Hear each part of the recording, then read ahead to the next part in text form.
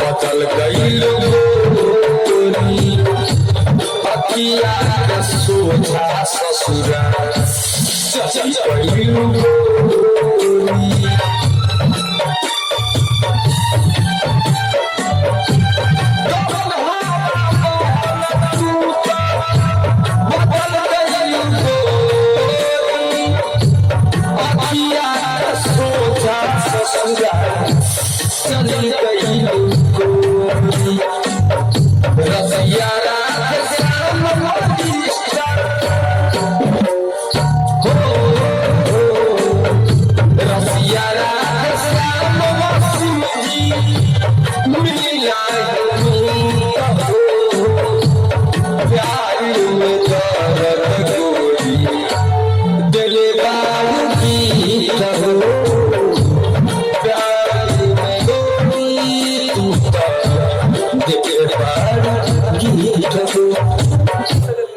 आई भैया राजीव बहुत जी बहुत राजीव जी नमस्कार बा सबके नमस्कार बा श्रोता के सबके के चरण छू के पहले हम प्रणाम करनी हो।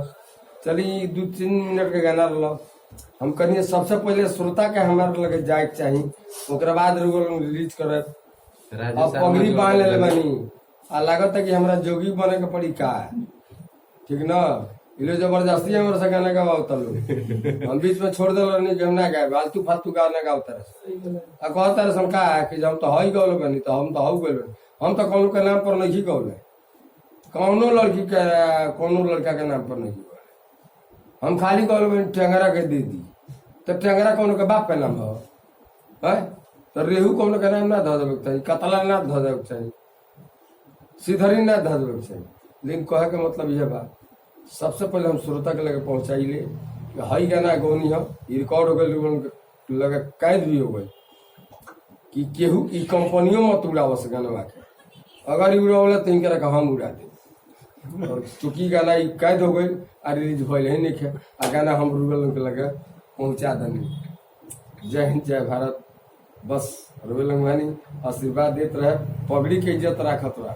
STV न्यूज से राजू शर्मा भी जुड़ गए बनी। चलिए भैया फिर